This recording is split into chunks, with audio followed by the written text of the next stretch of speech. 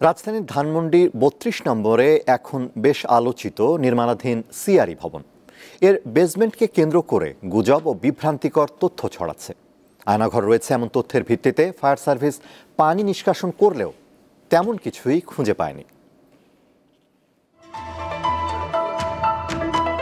গত ৫ ফেব্রুয়ারি সাবেক প্রধানমন্ত্রী শেখ হাসিনার অনলাইনে বক্তব্য দেওয়াকে কেন্দ্র করে প্রতিবাদ স্বরূপ ৩২ নম্বরে শেখ মুজিবের বাড়ি গুড়িয়ে দেয় বিক্ষুব্ধ ছাত্র জনতা।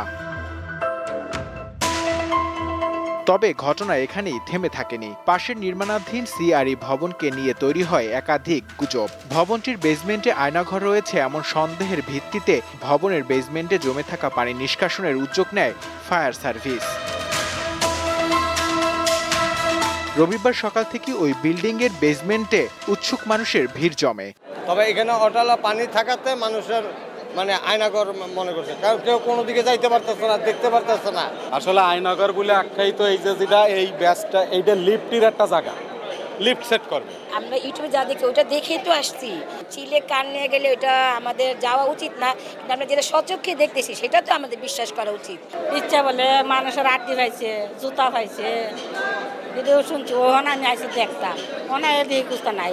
বিল্ডিং এর যে জায়গা ঘিরে এত আলোচনা, সেখানে নেমে পানি সেচের কাজ করেন এক শ্রমিক। তবে কিছু না পেয়ে উঠে যান তিনি।